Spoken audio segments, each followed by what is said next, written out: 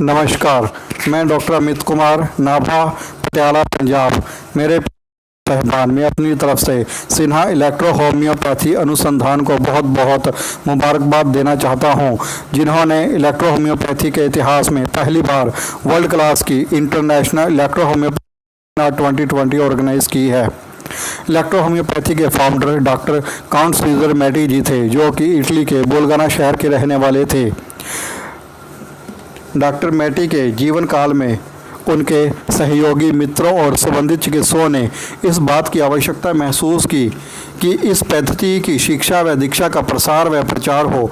उस समय सन 1886 में इटली और इंग्लैंड में एक दो इंस्टीट्यूट की स्थापना हो चुकी थी। लंदन में डॉक्टर H.W. एंडरस्कार्ड द्वारा एक superior independent school of applied medical science of electro homeopathy उस समय बहुत अच्छा इंस्टीट्यूट चल रहा था।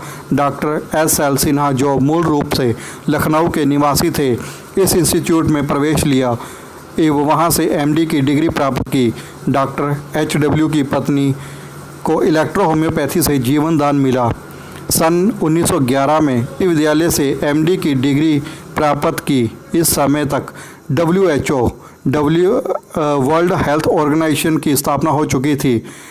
WHO वर्ल्ड हेल्थ ऑर्गेनाइजेशन ने भी इलेक्ट्रो होम्योपैथी के पूर्ण चिकित्सा पैथी का दर्जा दिया। सन 1908 में जब प्लेग की महाबीमारी फैली, तब डॉक्टर NL सिन्हा ने जर्मनी से इलेक्ट्रो होम्यो औषधियों मंगाकर सुल्तान में हज़ारों रोगियों को ठीक किया। फिर जुड़ी बुखार शुरू हुआ। जुड़ी बुखार की महाबीमारी फैली। उस समय भी डॉक्टर NL सिन्हा ने अपनी चिकित्सा से धूम मचा दी। इलेक्ट्रो होम्योपैथी के संस्थापक डॉक्टर काउंट सीजर मैटी, उन्होंने पूर्ण वनस्पति के आधार पर एनर्जी बेस की नई साइंस की इजाद की, जो कि पूर्ण मानव शरीर के ऊपर 0% साइड इफ़ेक्ट डालती है। अगर इस पैथी की अचीवमेंट की बात करें तो जैसा मैंने आपको पहले ही बताया है, जब जुड़ी बुखार फैला, मतलब उस टाइम में विश्व में जब महामारी फैली है, उस टाइम में पूर्ण वनस्पति एनर्जी बेस्ड साइंस ने लाखों मरीजों की जान बचाई है। इलेक्ट्रो होम्योपैथी मानव शरीर के ब्लड और रस को प्यूरिफाई करके बीमारी को मानव शरीर से बाहर करती है। अब हम थोड़ा जानने की कोशिश करेंगे कि इलेक्ट्रो होम्योपैथी, जो कि विश्व की 5वीं मेडिकल साइंस है, इलेक्ट्रो होम्योपैथी एक एनर्जी बेस्ड साइंस है। काउंट सीजर मैटी जी ने वनस्पति में एनर्जी देखी थी। अगर हम उनके लिटरेचर स्टडी करते हैं तो हमें 500 जगह इसके सबूत मिल जाएंगे। जब डॉक्टर काउंट सीजर मैटी जी ने शोध किया तो पता चला कि वनस्पति में इलेक्ट्रिसिटी होती है, जो कि एनर्जी फॉर्म में मौजूद होती है, जो एनर्जी की तरह काम करती है। तब उन्होंने सोचा क्यों ना इस साइंस को अलग लिया जाए। फिर उन्होंने वनस्पति का एक ग्रुप लिया, उसका रिज़ल्ट लिया। उन्होंने देखा कि ये एनर्जी की तरह काम कर रही है। इसलिए मैंने अपने 8-10 साल के अनुभव में उस एनर्जी बेस्ड साइंस को महसूस किया है कि किस तरह काम करती है। जब हम मैटी जी के लिटरेचर स्टडी करते हैं तो हमें पता चलता है कि मैटी जी ने किस तरह अपने पेशेंट के ऊपर देखा कि इलेक्ट्रो होम्योपैथी मेडिसिन बिजली की तरह काम कर रही है। और हमने भी देखा है कि पेशेंट के प्रैक्टिस के दौरान भी इलेक्ट्रो होम्योपैथी दवाई बिजली की तरह ही काम कर रही है। इलेक्ट्रो होम्योपैथी एक एनर्जी बेस्ड साइंस है। हमें पता है कि एनर्जी की स्टडी फिज़िक्स में होती है, ना कि केमिस्ट्री में। हमारी वर्ल्ड की एक इकलौती साइंस है जो फिज़िक्स बेस्ड है।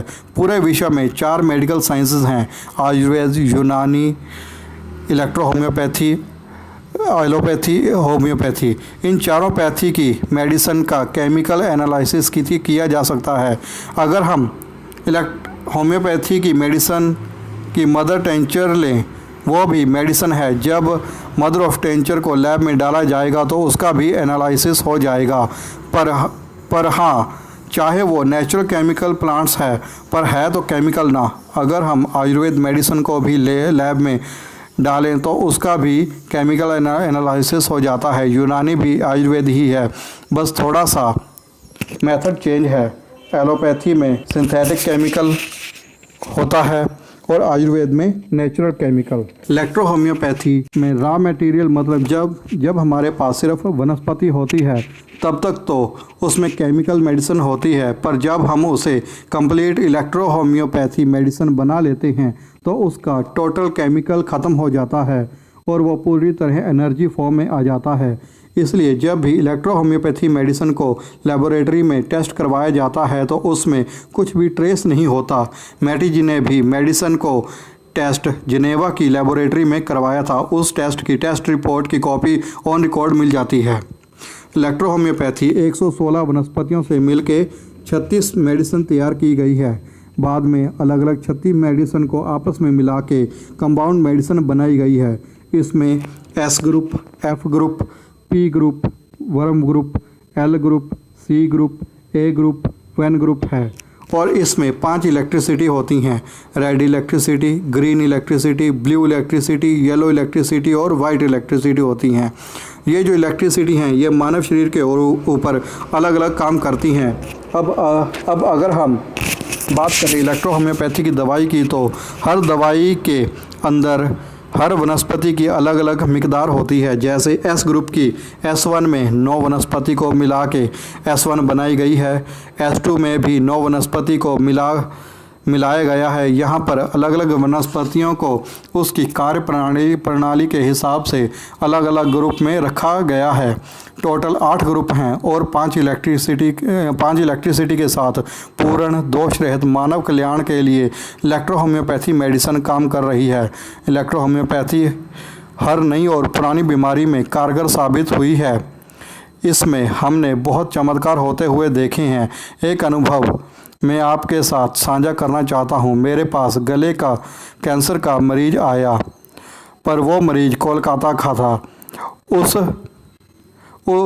उसके रिश्तेदार मुझे कोलकाता ले जाना चाहते थे मरीज का इलाज करवाने के लिए।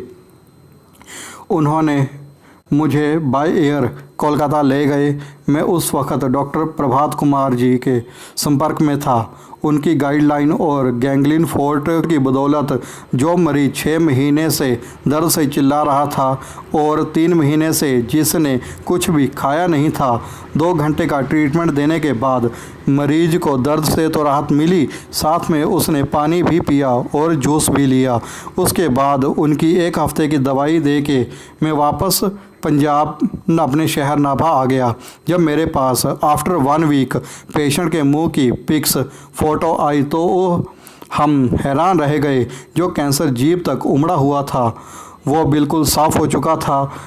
ये भी इलेक्ट्रो होम्योपैथी मेडिसिन की ताकत थी। आप लोग सोचिए अगर कैंसर जैसी घातक बीमारी के ऊपर ये दवाई ऐसे काम करती है तो अन्य बीमारी के ऊपर किस तरह काम करती होगी। ऐसे मैंने बहुत से एक्सपीरियंस लिए हैं।